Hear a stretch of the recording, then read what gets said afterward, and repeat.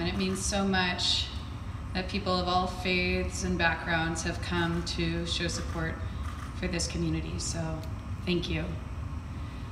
My name is Alice Thompson, and I am a Pittsburgher. I'll begin by talking about that. I am also a Jew and a medical student and a community organizer, but tonight I want you to remember me as a Pittsburgher.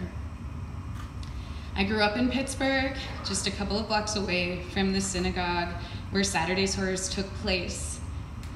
By the very nature of Pittsburgh, the Tree of Life Synagogue was part of my community, of my home. Lots of my friends growing up were and are now members of its congregations. I have walked or driven past the walls of that synagogue thousands and thousands of times. More recently, I worked at the Squirrel Hill Health Center in Squirrel Hill neighborhood with a dentist named Richard Gottfried.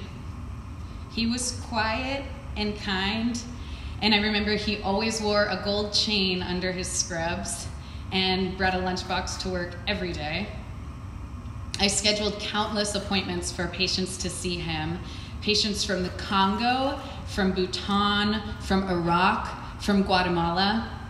He and his wife, Peg, Dr. Durachko, worked part-time to clean the teeth of immigrants and refugees from all over the world, often for people who had never been to a dentist before. I didn't know him well, but I know he shared the same passion for caring for vulnerable communities that everyone working at the Squirrel Hill Health Center shared. If there were ever a Jew who took Tikkun Olam, repair the world, to heart, it was him.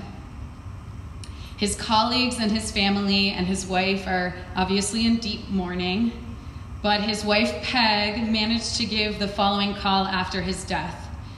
We have to face evil with love in response. Do not let his death be in vain. Drive out evil from your life and help another drive it out of their life. The only way to combat evil is with love. I'd like to say something about combating evil. I've been to a lot of vigils in the past few years, too many.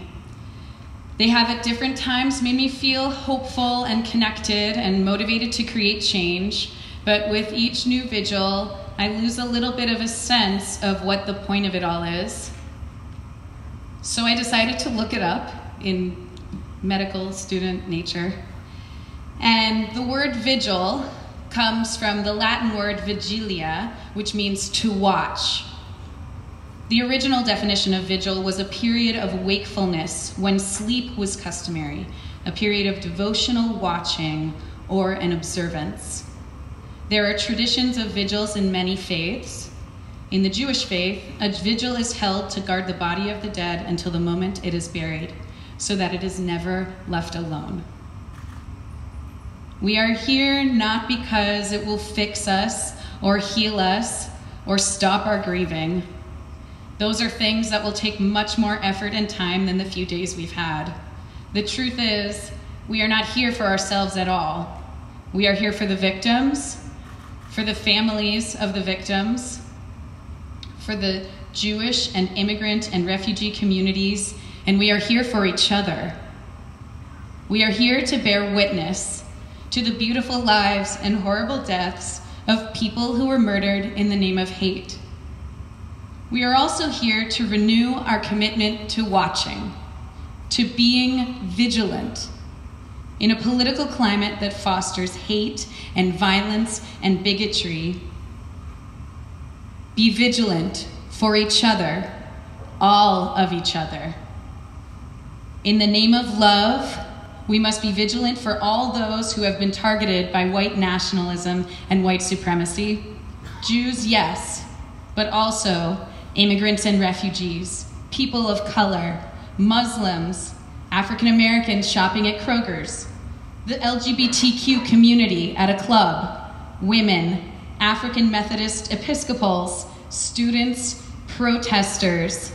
The list goes on. Dr. Durachko, Peg, her words remind us that love can drive out hate, but love is not a passive thing. Love is active and strong and takes responsibility for each other. Love makes us responsible for hate when we see it, in the streets or at school or in the office or on the internet. Love drives us to combat hate, words of hate, actions of hate, policies of hate, institutions of hate, and systems of hate. We have no more time to hesitate or falter or equivocate or forgive or be silent for convenience sake or diplomacy. To do so is to deny our love. It is time now to speak out. This is not the beginning, and it is almost certainly not the end. There is much to be vigilant for. There is much to be fixed. This is not a time for sleep. Keep watch over and love each other. Thank you.